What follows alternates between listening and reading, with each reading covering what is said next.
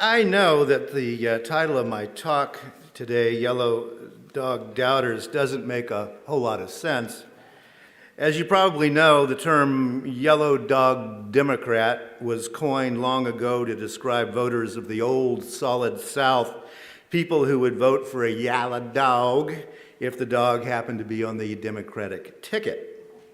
But in the past weeks, I've been attempting to define liberalism as a way of looking at assumptions that often go unexamined. Just what is a liberal tree hugger? Just what is a bleeding heart liberal? Just what kind of knee does a knee-jerk liberal jerk? These are not easy questions. I hope you agree after I've been talking about it for 3 weeks. The list does go on. So I've been considering what a liberal is and what's liberal about being liberal. Unitarian Universalists are sometimes sort of derisively called the praying wing of the Democratic Party. Well, as humanists, we don't do too much praying around here, as you may have noticed. So what is it that we are doing? Perhaps we are being yellow dog doubters. And perhaps that's a fine thing to be. I suppose you could almost say that humanists doubt everything except doubt, at least in our ideal form. But that's not quite right either. Socrates taught us a centrally important thing. The first problem of knowledge is the problem of self-knowledge, as Amos mentioned earlier. Knowing thyself is a very tough hill to climb. Ideally, both philosophy and religion begin in doubt. What do I really know, and why do I think I really know that, as Tick mentioned. In philosophy and theology, that's called epistemology, and we'll talk a little more about that term in a bit. Our theme for the month of October has been courage. I've been talking about what being liberal means because I think the most courageous position in our society, whether we're talking about philosophy or religion or politics, is a position open to the old-fashioned liberal values of tolerance of difference and equity in opportunity. Tolerance of difference and equity in opportunity. As I discussed last Sunday, I believe that democracy, whether that be democracy in our congregation, in our city, state, nation, democracy can only thrive in a liberal space where people stay open to differing ideas and stay open to compromise. And that is the place for a yellow dog doubter. A recent poll revealed that 71% of Americans said that democracy is at risk. Yet, only 7% identified that as a top problem facing the nation. Now, I agree with the 71% of Americans who say that democracy is at risk, yet I also see the weakening of democracy as one of our top problems. Why? Because democracy is the mechanism by which we work out ways to embrace and even encourage divergent views. If everyone is willing to unquestioningly vote for whatever yellow dog goes on the ballot in any particular column, that's not democracy. That's not liberalism. That's not talking out ways to solve political and social problems. Keith Raymond Harris is a postdoc research fellow in philosophy at Ruhr University in Bochum. He specializes in applied epistemology and metaphysics. Now, why didn't I think of that for a PhD, right? His research at the moment centers around conspiracy theories. For example, a recent article of his is titled "Real Fakes: The Epistemology of Online Misinformation." As I mentioned earlier, epistemology is a term for how we know what we know and why we think what we think and how we think we know what we think we know. Dr. Harris points out that the gut is more convincing than the head. We probably already knew that. So even if someone doesn't buy a conspiracy theory, the mere fact of knowing it can influence your behavior. The idea, rejected by the conscious mind, just lodges somewhere in there, and you begin to have your own doubts. His example is the 2020 election here in the United States. Fact is, most Americans don't buy the big lie that the election was stolen.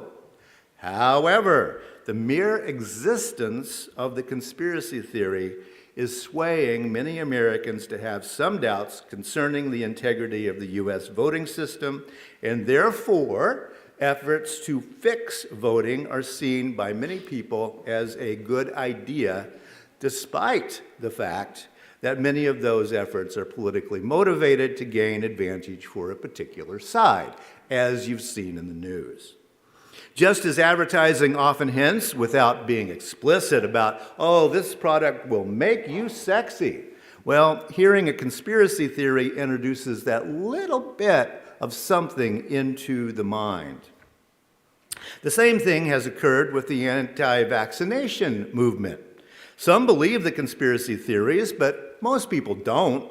But enough confusion has been created that it affects the vast middle of people making decisions about vaccinations. So Dr. Harris writes this: even one who is confident that there are means to distinguish between real and fake science may regard the work that would be required to do so as unacceptably costly. In this way, awareness of the threat of fakes may subtly discourage would-be knowers. There's just too much to think about. The lesson is clear. If a person is already oriented toward believing a set of propositions, then that person is predisposed to believing information that supports the suspicion. Even if the information is false, the mere existence of the information adds to a pre-existent belief.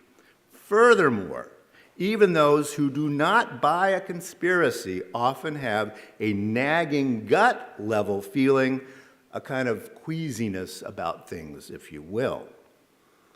Dr. Harris's research also shows another problem with the information deluge that we live in nowadays. It's difficult to avoid getting tired and giving up. We just say, let the fire hose spew, I am out of here.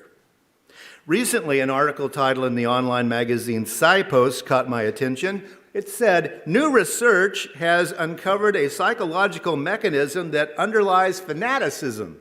Oh, I said, I've got to read about that. Well, regarding fanaticism, researchers are studying what they term discordant knowing. Discordant knowing.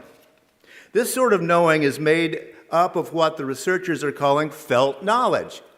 Gut, right? Felt knowledge. Being sure about an opinion or a viewpoint. I'm so sure, I just know that's true. When that felt knowledge runs up against a perceived opposition, right? Perceiving one's claim as being generally opposed by other people, that leads to anger and fanaticism. That explains a lot about the constant messages saying that Christianity is under threat. There's always a war on Christmas. Well, guess what? That is a gut-level reaction. The article goes on. Some studies propose that people adopt such isolating behavior in an effort to satiate desires for certainty, control, and uniqueness. Desires for certainty, control, and uniqueness. Now think about those three words: certainty, control, and uniqueness. And lest we forget our Yalla Dog doubter role, we have the new Humanist magazine out there that asks a very skeptical question: is psychology the superstition of our age? Could be. Is psychology the superstition of our age? I want to think about that. Yes, there's a cost to being a yellow dog skeptic, doubting everything except for doubt. It costs you in time, mental effort, and some emotionality around that. And yes, Skepticism makes everybody tired of listening to you as well. But notice the list: certainty, control, uniqueness. And think a moment about how those contribute to that discordant knowing through felt knowledge that adds up to fanaticism. Because despite the jargon, we've all been there. We know what it's like and what it means to want certainty. Who doesn't? Control? Who doesn't? Uniqueness? After all, those are very human things to want. It's kind of human nature, which is why these can so easily be manipulated by those who are thinking about doing some manipulation. Yet, I do see a difference in the three words that I mentioned in terms of how we perceive those. So I'll start with unique. There's unique, and then there's unique. We all know that Americans have a uniqueness problem. We are taught the gospel of individualism from the cradle. The cowboy, the lone wolf, the vigilante. Many Americans suffer from what I'll call terminal uniqueness. The noir detective author Raymond Chandler sums it up, I think, what the individualist dream is all about. Very famous passage from the early 1940s. Down these mean streets a man must go who is not himself mean, who is neither tarnished nor afraid. He is the hero. He is everything. He must be a complete man and a common man and an unusual man. He must be, to use a rather weathered phrase, a man of honor, by instinct, by inevitability, without thought of it, and certainly without saying it. Got to be quiet, guys, right? He must be the best man in his world and a good enough man for any world. Okay, yes, Humphrey Bogart. Bogarting a cigarette in one hand and a pistol in the other one. Sure, Raymond Chandler's work is still great fun, but it is problematic in terms of this individualism problem. It's everywhere. And yes, the cowboy, the lone wolf, the vigilante, and yes, it's sexist, patriarchal, and full of terminal uniqueness, I would say. An angry grasping after control. You can see that right there. An angry grasping after certainty. And decades after Raymond Chandler was writing, we see that the individualist trope remains in American culture. And believe it or not, it's even been used to sell cigarettes. Terminal uniqueness is used to sell mass-marketed products. And yes, Robin, you can smoke too when you get big enough, right? There it is. Certainty and control. Terminal uniqueness. How much of the current election fraud allegations are about certainty and control? When you stop to think about that. Who convinced people that the elections were uncertain and out of control? And here's what I think. In our time of massive and instantaneous misinformation, skepticism is not a luxury. Being a yellow dog doubter is not a luxury for us. We are necessary. Our call is to resist authoritarianism of every kind, left, right, religious, political, whatever. That is our job as liberals.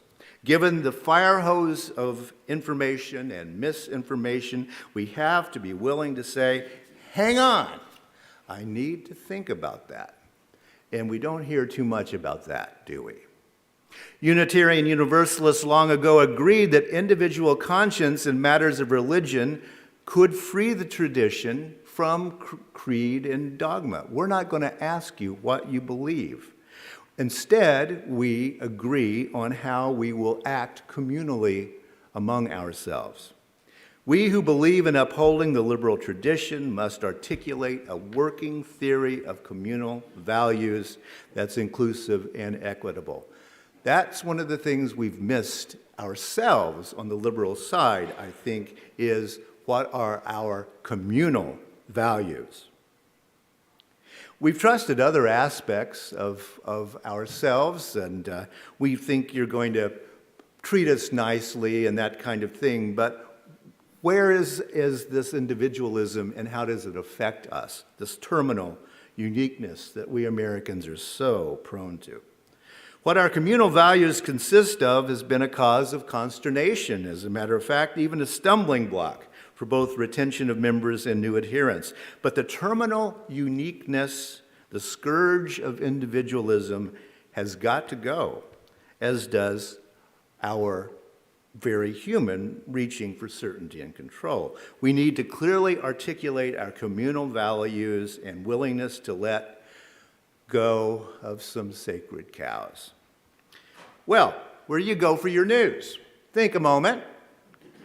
Which fire hose or fire hoses do you attempt to drink from? Has the term news outlet lost all of its meaning?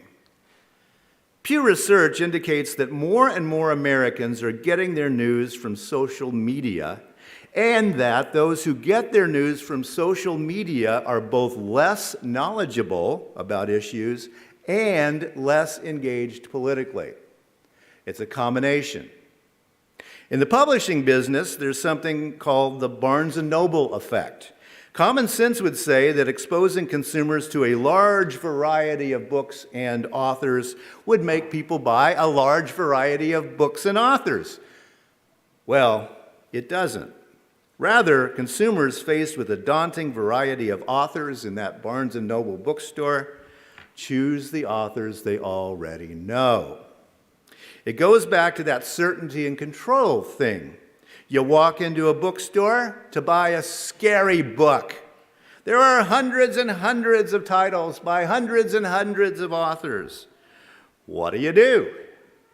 You go find Stephen King and go home certain and in control that you have bought yourself a scary book. One way to survive the information deluge hitting us in terms of the news is to stick with what you know. So, much like the Barnes & Noble effect. New York Times, yay, right? But then the algorithms go to work when I get online and read my New York Times.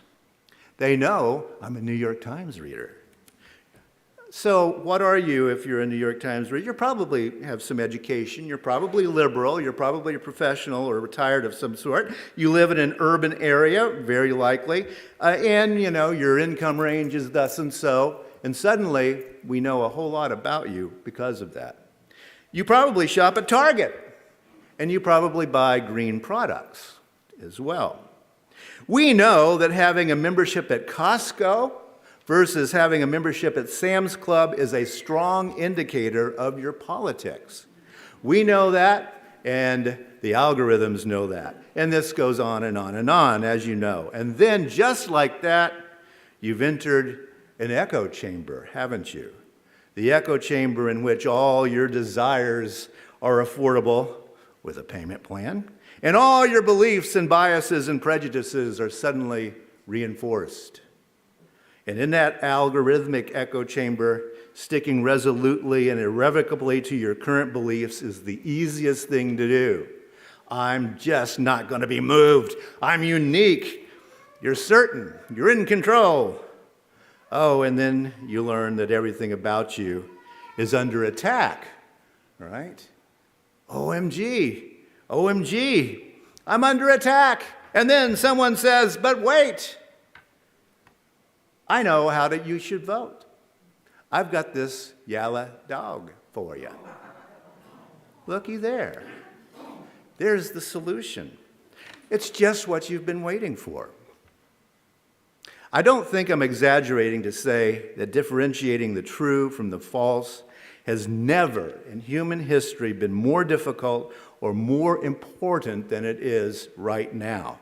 I don't think I'm exaggerating because never before have human beings lived in a constant deluge of information, noise, and misinformation. Too easily, any human virtue can become a dogmatism, and it can become unconsidered and inconsiderate. Knowing thyself is one tough hill to climb. Who am I in this algorithmic echo chamber? It's not easy. What do I really know, and why do I really think I know what I think I know? Thinking for yourself. It's difficult. It's hard won. It begins in the courage to doubt everything.